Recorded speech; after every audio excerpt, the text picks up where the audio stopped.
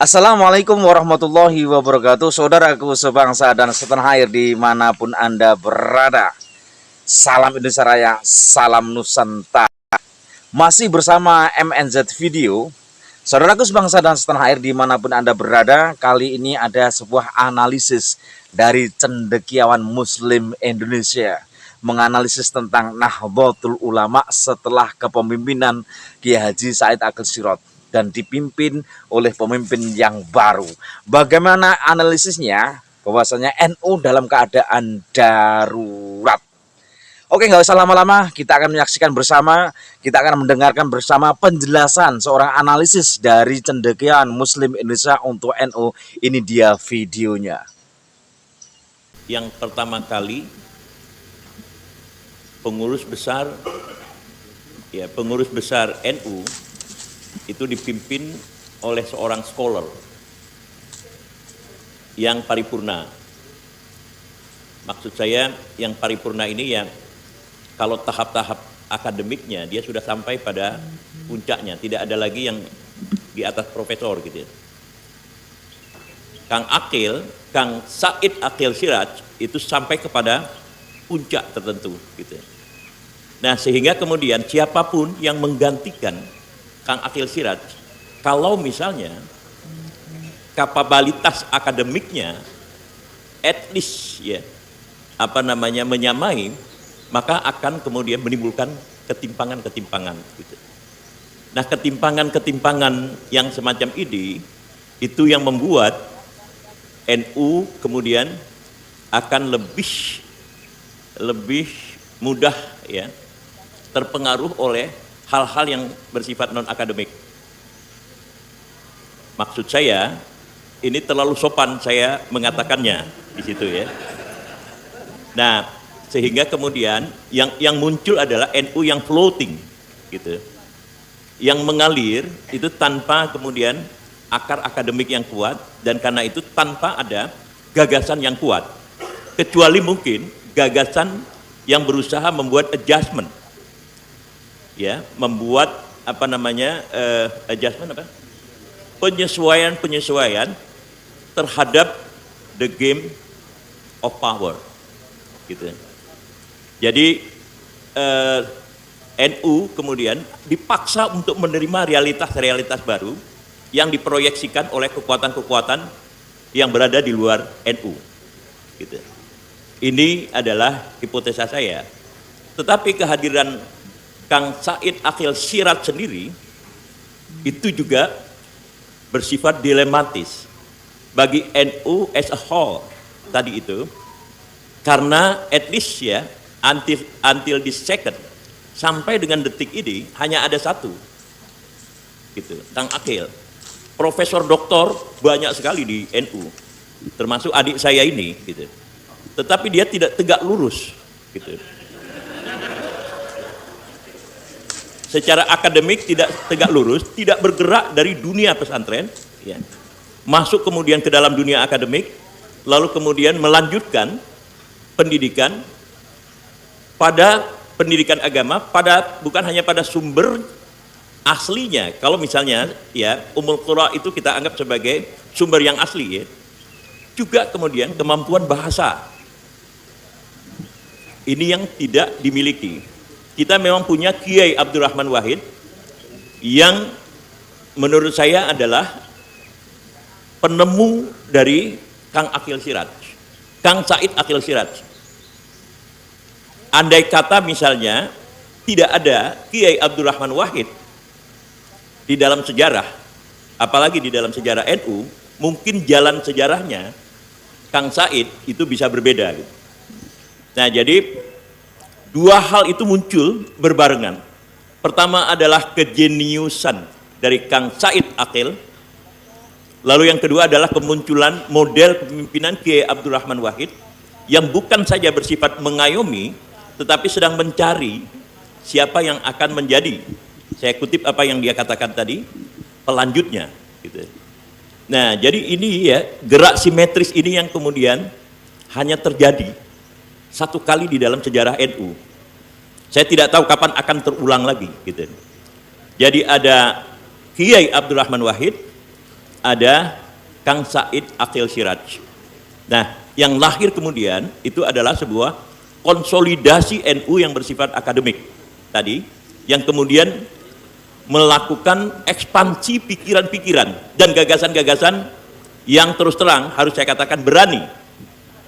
Nah, salah satu pikiran yang diakomodasikan oleh NU semasa kepimpinan Kang Akhil Siraj itu adalah usaha menetralisasikan konsep kafir. Misalnya, saya minum dulu ya, rupanya betul-betul ini ya.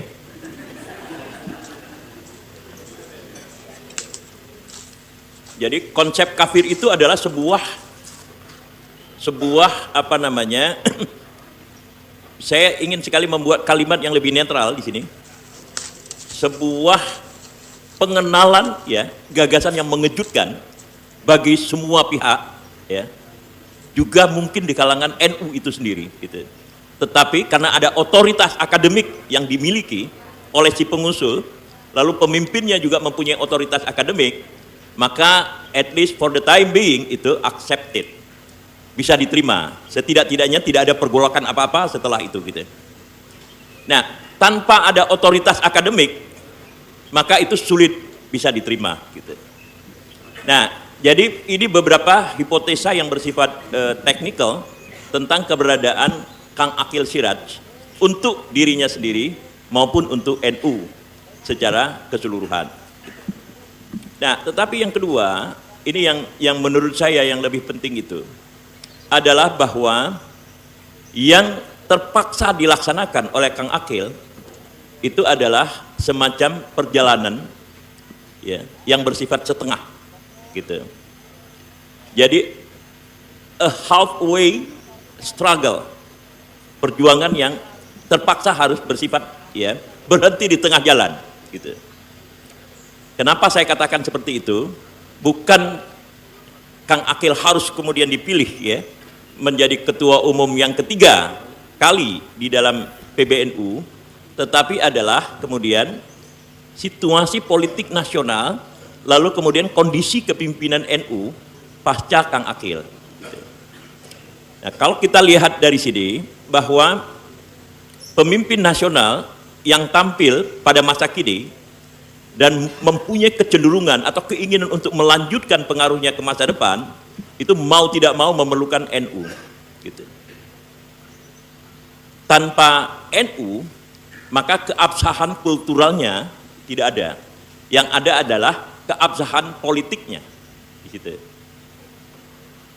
Ini adalah suatu hal yang menurut saya sangat penting di dalam tonggak perjalanan, bukan hanya NU tetapi nasional as a whole gitu. Dan mungkin dari sinilah peristiwa detil yang disampaikan oleh adik saya itu tadi itu bisa kita pahami gitu. Jadi ada sebuah perkembangan yang bersifat simetris, kekuatan di luar NU dalam konteks ini adalah mereka yang berwenang atau mempunyai otoritas melaksanakan atau memegang kendali negara dengan kemunculan pemimpin baru di kalangan NU gitu. Nah, sebagai akibatnya kemudian kalau saya ingin mengatakan secara lebih sederhana, NU menjadi komplementer di dalam susunan-susunan kekuatan politik nasional yang berlangsung sekarang ini gitu. Jadi bukan menjadi the main actor yang menentukan. Artinya bahwa kita setidak-tidaknya secara teoritis itu akan sulit melihat berulangnya NU di masa Kang Akhil Siraj tadi, berhadapan face to face dengan kekuatan luar gitu. Nah, apa kemudian artinya bagi bangsa dan negara kalau kemudian kita mau merunut ini? Nah, inilah yang saya tulis di Kompas, bahwa yang berkembang pertama-tama saya katakan bahwa NU itu adalah golongan, kalau kita lihat di dalam sejarah, golongan yang tampil sebagai the winner, sebagai kelompok yang menang di dalam susunan sosial Indonesia yang terbentuk di dalam sejarah. Terutama adalah kelompok priai. Nah, ketika kelompok priai berkuasa, di akhir masa, dia mulai berkuasa itu sejak abad, mungkin ya, terlihat sekali abad ke-19.